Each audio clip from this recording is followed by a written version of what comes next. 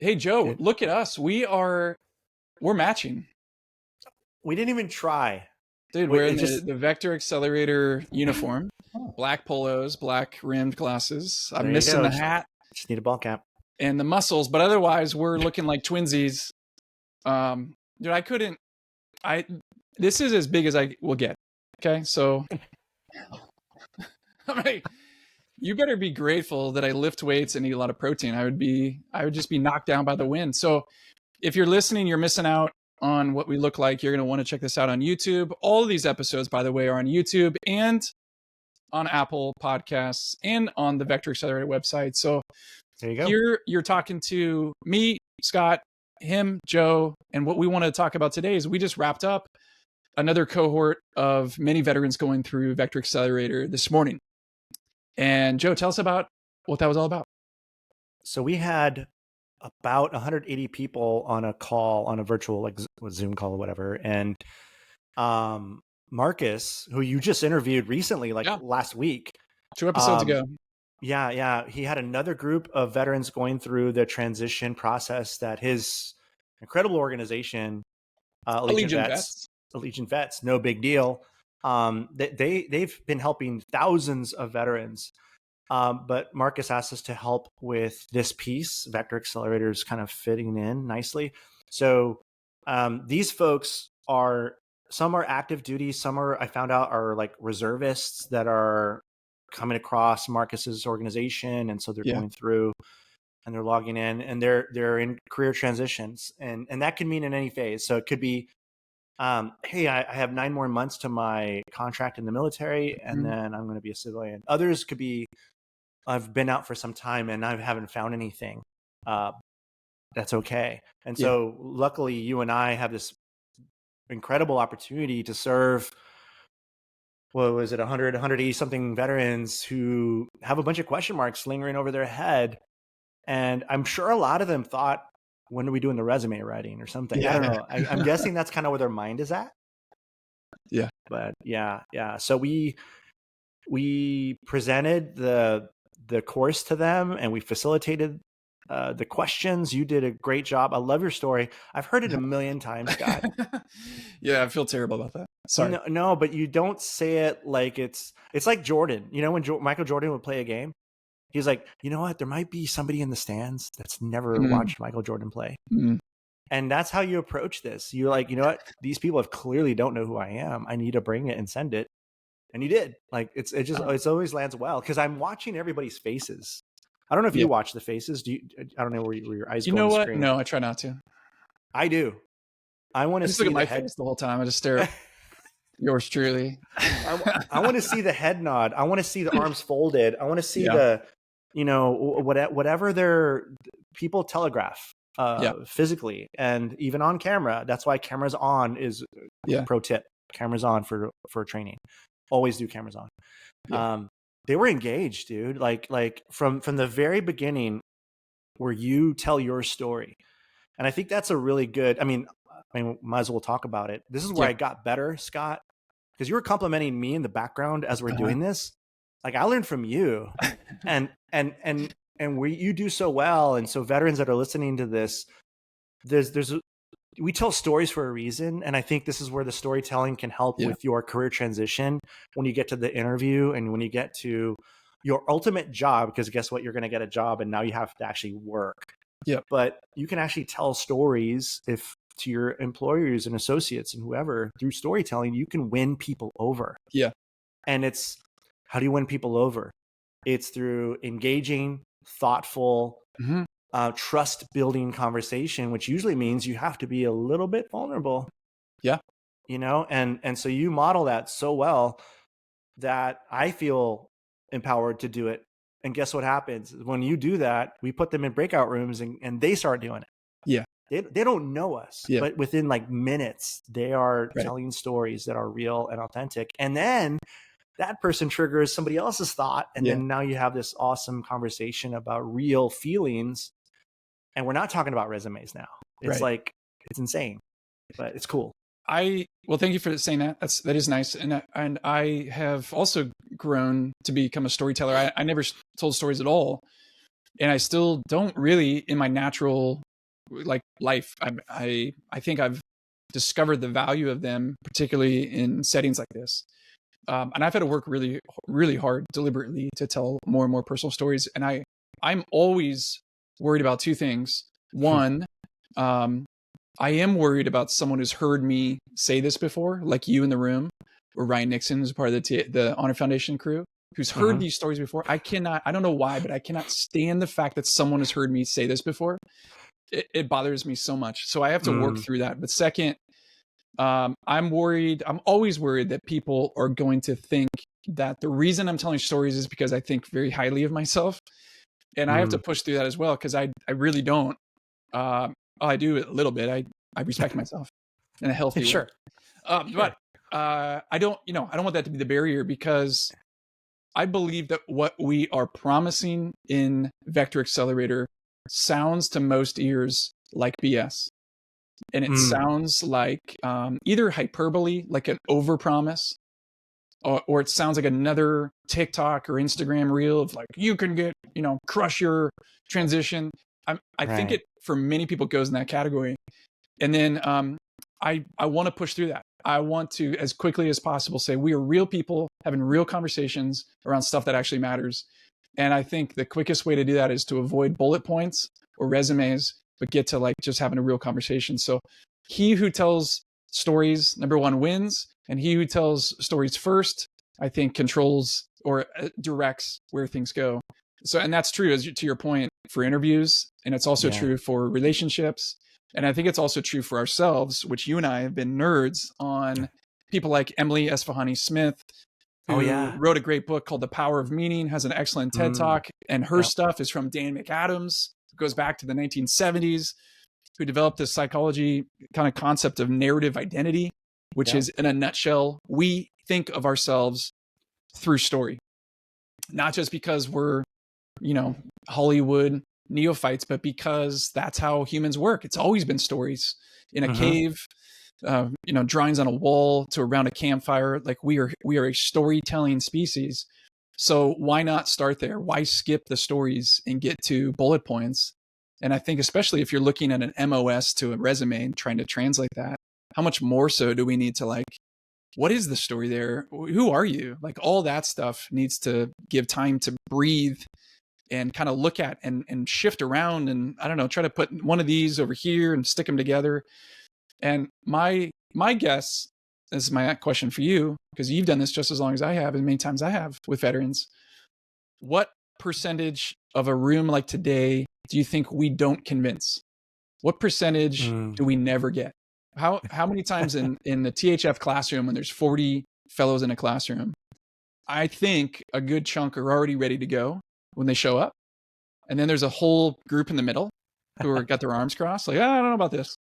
But then there's always, and I don't know if it's 2, 10, but out of 40, there's like, it just feels like there's people that will never go there for a variety of reasons, whether it's trauma, past history, they hate my face. I mean, it's just like, so what is your hunch out of 175 today? How many people are just like not going there? Can't go there. Yeah, I think you nailed the averages pretty well. But here's my take on it though. So I 100% tracking everything you're saying, as far as the disposition of the room at that moment, where people are at for various reasons.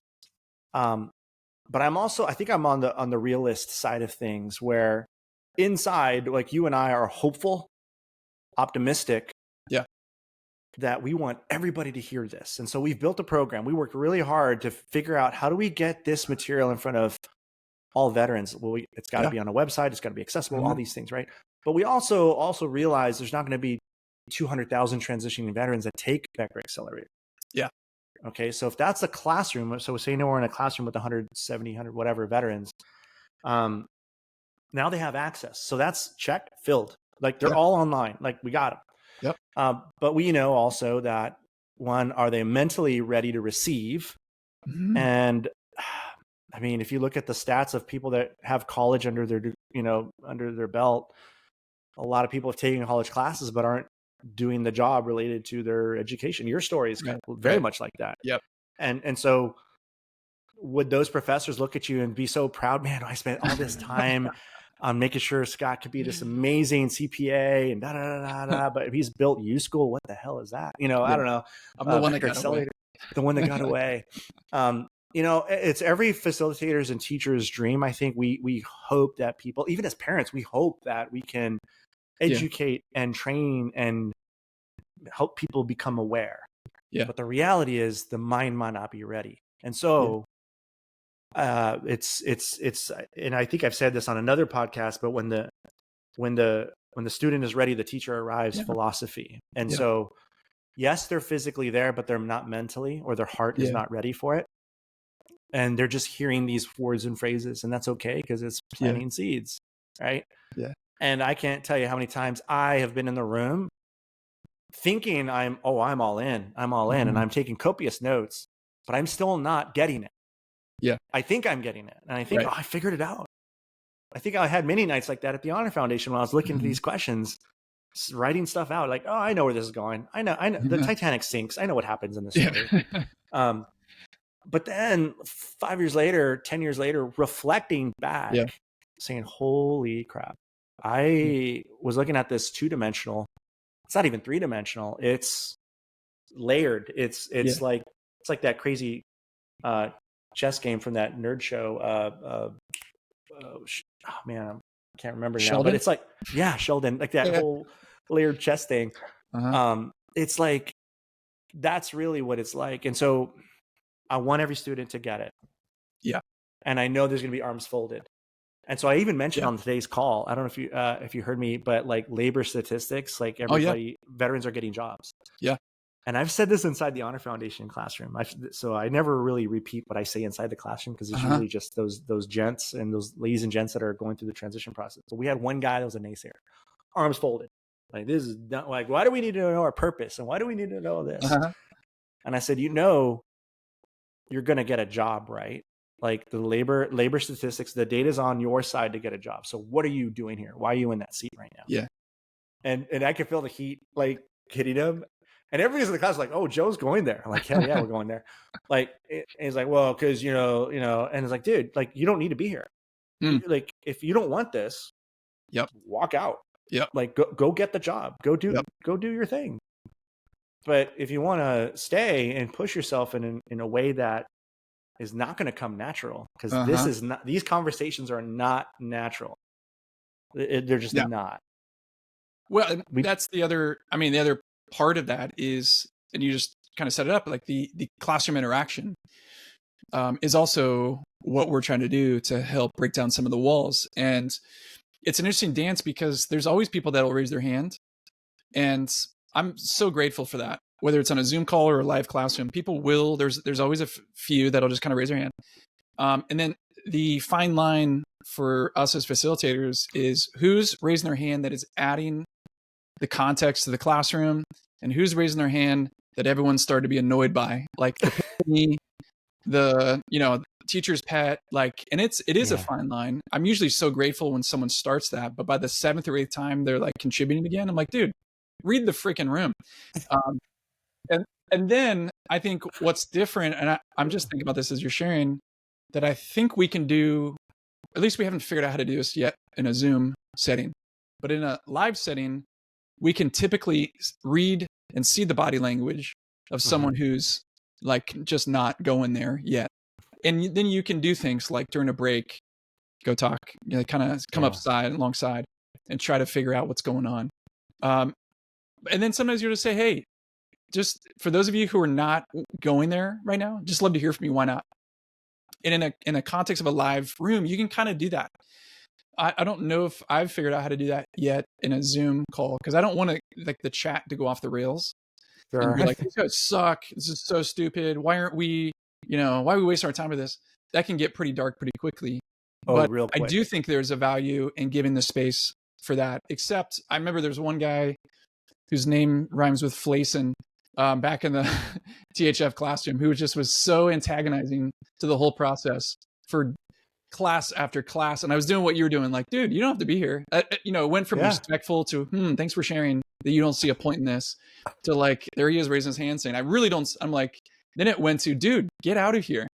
And so I don't want that, but I do Sure. want the unspoken things to be said. So I don't know if you have any thoughts on how do we create the space where it's not just an echo chamber of this is awesome, this is really helpful. Yeah. Well, I think it's asking. So there's ways to ask questions, right? And so we can ask a question. Hey, this session in Vector Accelerator, it was useful, right? Yeah. Like you're gonna get everybody to say yes, right? Yeah. Thumbs up. And Thumbs maybe up. one Yeah. person say, it was okay, right? Uh-huh. But a better question is, what sucked about this class? Yeah. And you said it well, man. This is what I love working with you, because you get veterans. You might sound like, oh, I don't know, I wasn't a veteran, I didn't serve, but you've been with us for over a decade now. Like, you know how we're wired, and you know you're going to get honest feedback. And I remember asking an Honor Foundation class, hey, we just conducted this class, and I actually needed some feedback on it because I wasn't convinced that it was a good, useful class.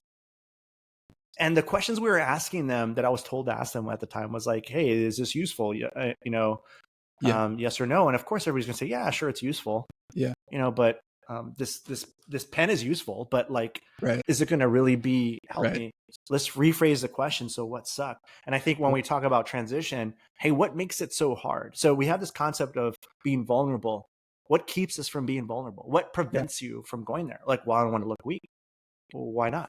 Yeah. What's driving that? And just keep asking what questions and tell me more how. Yeah. And in the root of that, people start, kind of, they're verbalizing something that usually isn't verbalized. And in that discussion comes more clarity and understanding of themselves and what's preventing them and their roadblocks. And so I know I was suffering from a lot of mental roadblocks in my transition. Yeah. But it wasn't until I started talking about the stuff that I thought were barriers or what's getting in my way. Oh, that's what it. Now I see it. What do I want to do with it? And I think that's one way we can invite veterans to kind of go there without destroying the classroom, right? Yeah, and we shared this today with this group. We'll share out loud in this podcast. We are tracking data, so we are getting pre and post surveys. We are getting feedback. And you're right, it is both the qualitative tell us what sucked, but it's also, okay, was this scale, how helpful was this on a scale of 1 to 5 or 1 to 7? Then you get the weights of it. And I don't have it in front of me, and maybe next week we'll kind of dig into the impact report, but we have a fresh impact report. We should do that. I think it's still getting final edits on like typos and stuff, but the data is there. We are, I think, walking, let's say, with more swagger that this blank actually works. So that does give us not just the track record of 10 years plus, but also we have real smart people who know, professionally, they measure, do programs like this actually make a difference in people's lives, telling us empirical. Beyond a question that this is actually making a difference in just a short amount of time. What I want to tee up, however, is I won't divulge what this particular participant shared this morning, but someone in the call towards the end essentially said, hey, not only am I not getting clarity yet, but this is causing in her quote unquote anxiety. I'm feeling like I'm having a panic attack right now because I don't know how to answer any of these questions. Yeah. And I thought you did such a great job of responding to her, because there was a bunch of comments in the chat of like, yeah, thank you for naming how I'm feeling as well. So she was sharing something that maybe we couldn't pick up on, that we ought to, note to selves. Let's pay attention more to that, and even maybe verbalize that on her behalf, because there are people around the room like you're sharing about yourself who are like, I'm doing the work, but I'm not seeing the clarity yet. So with that, what is your comment to that, to someone who's like, okay, I'm doing this, I want to figure out clarity, but the further I go, the more overwhelmed I get, the more confused I am? Yeah, I appreciate that question. My response would vary depending on what's being said in the time and the moment, right? But I remember you made me think of the physical journaling of these questions in the classroom, which I love creating that space for veterans. We do that during Vector, right? Yeah. We want pen to paper, ideally. Some people type, but pen to paper. And I remember inviting a room full of veterans to do the same thing, give them 20 minutes. And you could see arms folded, pens down the paper still, like 2 minutes in, 3 minutes in. There's other people that are writing like ferociously, like, Yeah. you know, almost drooling, like, oh, this is amazing, you know, whatever. Yeah. They're like, they're having the healing moment or something. I don't know. But 20 minutes later goes by and I'm like, hey, I'm not going to ask you what you wrote because that's personal. Mm-hmm. What did it feel like? Right. And then, so obviously the ones that had a, I guess, good time, they're like, I've never done this before. This is great. I wasn't expecting it. And so you hear some really cool things that, like, I'm like, yes, this is great. More. And almost always there's somebody that's hand that goes, this was BS. This was awful. Yeah. Like, I didn't make any progress. In Mm-hmm. fact, I feel worse, you know, because you're less hopeful. And so I don't say, well, Whoopsie. You're going to get a job. You don't need to be here. No, I don't say it then. Yeah. Of course. But no, if anything, it's, and you do this well too. It's like this empathy piece, right? Because we know what it's like to feel that heat, and it's the mental block. It's all who knows exactly what it is for that person, but there's a struggle. And so I think what I kind of wanted to phrase for this person on the call was, if you're in a struggle, the struggle is actually a good place to be. It's a healthy place to be. If it's like the fact that you can even share that is awesome. If you don't say anything and you just completely log off, I'm totally sorry. I hope that doesn't happen. But the fact that you're voicing that it's hard, you're struggling with it, that is really healthy. And the reason why I say that, I look back, and you've done this too. Every time you've ever had a triumphant moment, it wasn't because life's been good and the trajectory's been uphill. It's because you're probably trying to recover from something that was really hard. That's where you get some crazy momentum, and life blood pumps back in you, and you feel invigorated. You're like, oh, I'm not stopping now. Yeah. Because life is up and down. And so it's like, she's going through the struggle. It's like, oh man, she's exercising right now. She's doing a 400-pound deadlift right now. Right. And it's not moving, but she's trying. Yeah. Other people are doing 100-pound deadlift. Yeah. And it's moving. Yeah. And they're saying, hey, look at me, I'm moving. Right. Like, good for you. You're on a different pace. You're on a different path. And so for her, I just wanted to congratulate the struggle and just say, look, this is going to take time. This is going to take work, but you're doing the right things. You know, that's kind actually maybe the sign that she's on the right path. And we didn't have a lot of time to engage with her right towards the end. Super tiny. But to go like deeper and esoteric, I think I was thinking of the hero's journey concept. Yes. For someone like, that's too long to get into on this episode, but let's just look at a butterfly. Like, caterpillar, in order to transform and find the true potential, the path between here and there is going to be a little rough. Like, if you were to warn the caterpillar, hey dude, can you imagine flying and being so majestic that everyone's in awe of you? Like, do you want that? Yeah, well, sorry, there's a little, like, check the fine print. It's going to be the undoing of all things that you know. We're actually going to rip you to shreds, turn you into primordial goo in order to rebuild you. And that might be what it feels like for a little bit. So I think the phrase I've used over the years that probably sounds too trite when someone is going through that is trust the process. Trust the process. Like, because there's other people who've done this, who've been where you are, who never kind of kept going. They took that as an indicator that this isn't working, so they pressed the easy button and just avoided that. Well, typically they're on a loop of doom. They'll be back in 6 months or 6 years of like, oh my God, I still don't know, and I don't know who I am. Or you can trust the people that dug in and jumped into that chrysalis or the cocoon, whatever that's called, and just sat there for really as long as it takes and did things that we recommend, like 50 cups of coffee, not 50 cups of coffee. I don't think people really understand how hard that is. Oh my gosh. And why that's not a random number. It is an exponentially large number, but we actually mean it. It's going to take a while. It's going to take a lot more than you think. And right now we're offering clarity in 3 short modules. And we are seeing impact. It is actually delivering on what we're promising, over delivering. It's moving the needle. However, if you're not done after 3 short modules, like, there's more work. You're not done yet. So you're not done yet. And I don't know where, don't know your position where you're at in terms of how much money you need to make by when. I don't Oh my know the God. runway you have, but if you have any runway, trust our voices. That's may we serve as the guides to the hero, the main character in the hero's journey, and whisper to you like, hey, keep going. It's going to be all right. Trust us that this will work, that you will see these dots connect and you will be on a better path. I don't know if you can be a butterfly, but it's going to be better than the path that you're on, which is the last exercise right now of the current version of Vector Accelerator. It's that good, better, and best version. So we want to encourage you to dream of the best version of your life, which is a different track, a different trajectory. And in order to get there, it's going to take some some oozing, some, I don't know, some undoing in order to figure out what that new thing is. For sure. Yeah. I think you said it so well.